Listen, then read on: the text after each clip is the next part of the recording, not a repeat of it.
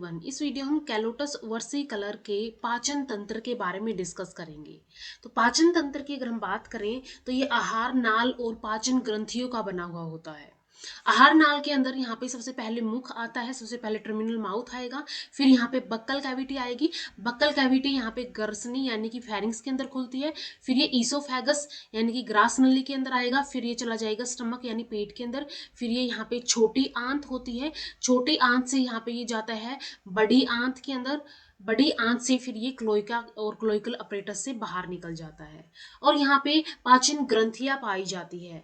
पाचन ग्रंथियों के अंदर यहाँ पे सबसे फर्स्ट पाई जाती है लार ग्रंथि, सेलेवरी ग्लैंड यहाँ पे पाई जाती है, श्लेष्म ग्रंथि यहाँ पे पाई जाती है, गैस्ट्रिक ग्रंथियां यहाँ पे पाई जाती है, यकृत यहाँ पे पाया जाता है। यहाँ पे ये अगर हम देखिए ये यकृत यहाँ पे पाया जाता है, लीवर यहाँ पे पाया जाता है। इसका एक लेफ्ट लोब होता है, एक इसका राइट लोब होता है, और ये यहाँ पे दिखाया गया है गॉल ब्लैडर।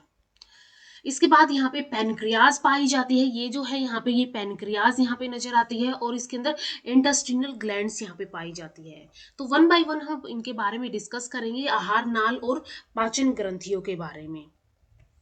तो सबसे फर्स्ट यहाँ पे आता है मुख यानी कि जो इसका माउथ है। तो माउथ क्या है, पूर्ववर्ती यानी एंटीरियर टर्मिनल मुंह यहाँ पे पाया जाता है। एक विस्तृत अनुप्रस्थ छेद ये होता है जो ऊपरी और निचले जबड़े से घिरा होता है, जिसमें दांत होते हैं। दांत जो इसके अंदर होते हैं ये छोटे होमोडोंट, ठीक है, होमोडोंट एक जैसे ही होते हैं, और सरल शंकु जैसे यहाँ पे होते हैं, जो कि जबड़े की हड्डी यानी कि प्लूरोडोंट टाइप के होते हैं। तो इसके अंदर दांत कैसे होते हैं, होमोडोंट और प्लूरोडोंट टाइप के पाए जाते हैं। और ये प्लूरोडोंट के जो जबड़ों की हड्डियों के जो अंदरूनी पार्श्व किनारे हैं उनसे जुड़े हुए होते हैं। प्रत्येक दांत एक बाहरी इनेमल, ठीक है, प्रत्येक दांत के अंदर क्या है, एक बाहरी इनेमल की टोपी पाई जाती है। ऐसे एक इनेमल की टोपी यहाँ पे पाई जाती है, और भीतरी और ऑर्थोडेंटाइन की एक ऑर्थोडेंटाइन पाई जाती है, और बीच में यहाँ पे क्या पाई जाती है, एक पल्प कैविटी पाई जाती है। जबड़े के जो विभिन्न क्षेत्र हैं वहां पे दांतों का आकार जो है वो कैसा होता है, अलग अलग होता है, भिन्न होता है। पीछे की ओर ये मुड़े हुए होते हैं और चबाने के लिए ये उपयोगी नहीं होते हैं, मैस्टिकेशन ये नहीं करते हैं। इसके बाद मुख जो है ये ओपन होगा बक्कल कैविटी यानी कि मुख गुहा के अंदर। तो यहाँ पे ये जो मुख है वो एक संकीर्ण यानी कि एक नैरो मुख गुहा के अंदर जाता है, खुलता है, जो पीछे की ओर से चौड़ी होती है। इसकी छत जो है, ठीक है, मुख गुहा की जो छत है वहां पे हमने पहले बात की थी कि यहाँ पे मुख गुहा की जो बक्कल कैविटी की जो छत है, रूफ है, इसके ऊपर दो छिद्र पाए जाते हैं, और ये छिद्र क्या होते हैं, ये छिद्र होते हैं आंतरिक नासिका, ठीक है, यहाँ पे ये खुलते हैं इसके अंदर। तो ये दो छिद्र यहाँ पे खुलते हैं, जबकि इसके तल के ऊपर बक्कल कैविटी की अगर हम तल की बात करें, तल के ऊपर यहाँ पे पाई जाती है एक मध्य मांसल उभरी हुई झील। तो यहाँ पे जो बक्कल कैविटी है उसकी छत के ऊपर तो यहाँ पे इंटरनल नैरिस खुलते हैं यानी कि आंतरिक नासिका यहाँ पे खुलेगी, जबकि इसका जो फ्लोर है यानी इसका जो तल है उसके ऊपर एक जीभ पाई जाती है। इसके बाद ये जो बक्कल कैविटी है ये ओपन हो जाती है फेरिंग्स के अंदर यानी ग्रसनी के अंदर। फेरिंग्स जो होता है सामान्य मध्य अधरीय छिद्र हो, जैसा एक ग्लोटिस यहाँ पे पाया जाता है सबसे पहले। एक यूस्टेकियन नलिकाएं, यूस्टेकियन नलिकाएं जो होती है ये क्या करती हैं, जो मिडल ईयर है जो इसके अंदर टिम्पैनम पाई जाती है उसको नैरिस से जोड़ के रखती है। और जो यूस्टेकियन नलिकाओं के पार्श्व युग्मित छिद्र और ग्रसिका जो है यानी कि पोस्टियर वाइड ओपनिंग जो है में जाने वाले पसवर्ती एक छोटा छिद्र जिसको गलेट कहते हैं ये दिखाई देता है। तो फेरिंग्स के अंदर एक तो यहाँ पे सबसे पहले एक यहाँ पे ग्लोटिस पाया जाता है, ग्लोटिस के अलावा यहाँ पे यूस्टेकियन नलिकाएं खुलती है, और साथ में यहाँ पे क्या है, इसका जो पोस्टियर पार्ट है वहां पे गलेट पाया जाता है। अब इसके बाद ये ग्रास नली के अंदर फेरिंग्स खुल जाता है जिसको ईसोफेगस कहते हैं। ये एक सीधी संकीर्ण नलिकाकार एक ट्यूब होती है, एक नली होती है जो कि ग्रसिका गर्दन के नीचे की ओर जाती है, ठीक है, ये क्या है, ये ऐसे नीचे की ओर जाती है। और तथा ये क्या है, श्वास नली यानी कि जो ट्रैकिया है, ट्रैकिया के पृष्ठीय भाग से होकर पेट तक पहुंचती है। ट्रैकिया को हम डिस्कस करेंगे जो इसका रेस्पिरेटरी सिस्टम है उसके अंदर। तो ये अब क्या है, ये जो ग्रास नली है वो आ गई है पेट तक पहुंच जाती है। नेक्स्ट यहाँ पे आता है स्टमक, यानी कि यहाँ पे पेट आता है। इसके अंदर क्या है, ये अमाशय जो है एक लंबी चौड़ी थैली नुमा नली होती है जिसमें अग्र कार्डिक अमाशय यानी कि कार्डिक स्टमक होती है। आगे वाला जो भाग है वो कार्डिक स्टमक होता है, और जो इसका पीछे वाला भाग है इसको पश्च यानी कि पोशीर पाइलोरिक स्टमक यानी कि जठर निर्गम कहा जाता है। और ये इनके बीच में बहुत कम अंतर यहाँ पे पाया जाता है। इसके बाद ये जो स्टमक है यानी कि जो पाइलोरिक पार्ट था वो क्या है, वो खुलेगा यहाँ पे ड्यूडेनम के अंदर, यानी कि स्मॉल इंटेस्टाइन के अंदर यहाँ पे खुलेगा। तो छोटी आंत के अंदर ये खुल जाएगा। पेट पाइलोरिक स्फिंक्टर। अब यहाँ पे क्या होता है, जैसे कि हमने देखा था कि स्टमक के दो भाग हैं, एक कार्डियक है और एक पाइलोरिक है। पाइलोरिक से जब ये खुलता है, पाइलोरिक से जब ये स्मॉल इंटेस्टाइन छोटी आंत के अंदर जाएगा, और छोटी आंत के अंदर भी एक ड्यूडेनम पार्ट होता है उसके अंदर जाएगा, तो जब ये जाएगा यहाँ पे तो एक गेट पाया जाता है जिसको बोला जाता है पाइलोरिक स्फिंक्टर। पाइलोरिक स्फिंक्टर से होता हुआ ये छोटी आंत के अंदर खुल जाता है, जो एक लंबी संकीर्ण और कुंडलित ट्यूब होती है। इसका छोटा पूर्ववर्ती जो, ठीक है, इसका सबसे पहला जो एंटीरियर भाग है वो कैसा होता है, ऐसे यू शेप का होता है, ठीक है, यू शेप का होता है। और या घ्राणी जिसको यानी कि ड्यूडेनम कहा जाता है।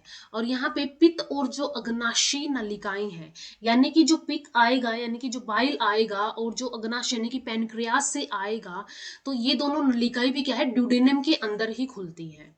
और ये क्या करेंगी, ये पैनक्रियाटिक डक्ट यानी कि जो अग्नाशय नलिकाएं हैं और जो बाइल डक्ट है उनको प्राप्त करती है। लंबा पिछला और बहुत कुंडलित इलियम यहाँ पे पाया जाता है। इसके बाद ये क्या है, ये वाला पार्ट जो है और ज्यादा लंबा पाया जाता है जिसको इलियम कहा जाता है। और इलियम जो है ये लार्ज इंटेस्टाइन के अंदर खुलता है। दोनों के जंक्शन पर एक छोटा अंधा सीकम यानी कि एक ब्लाइंड सीकम यहाँ पे पाया जाता है, जो कि क्या होता है, स्मॉल एंड लार्ज इंटेस्टाइन के जंक्शन पे होता है।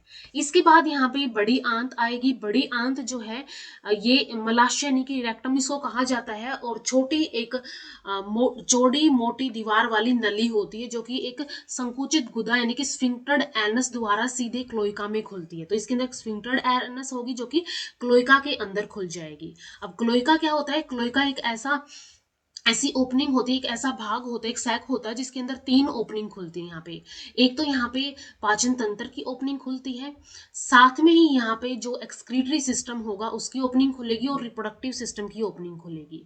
तो ये क्लोइका के अंदर ओपन हो जाता है। इसके बाद ये जो क्लोइका है एक ट्राई पार्टाइट क्लोइका होता है, त्रिपक्षीय क्लोइका होता है, जिसका एक अग्र भाग यहाँ पे बोला जाता है इसको क्रोप्रोडियम।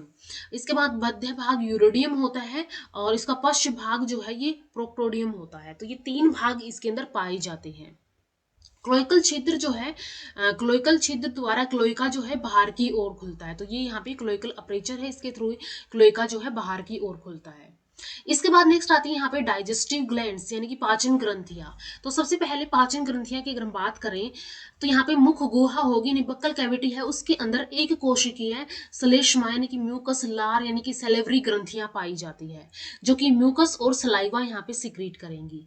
यकृत एक बड़ी द्विपालित भूरे रंग की ग्रंथि होती है, यानी कि जो लीवर है इसकी बात कर रहे हैं, और ये हृदय के पीछे पेट के पृष्ठीय भाग पर स्थित होती है। यहाँ पे क्या है, यहाँ पे पित्ताशय पाया जाता है, गोल ब्लैडर पाया जाता है, एक छोटी गोल थैली होती है जो दाएं यकृत लोब से यानी कि जो राइट लोब है यहाँ पे ये निकलती है, ठीक है, यहाँ पे ये निकलती है कि निचले किनारे पर एक दरार में ही स्थित होती है।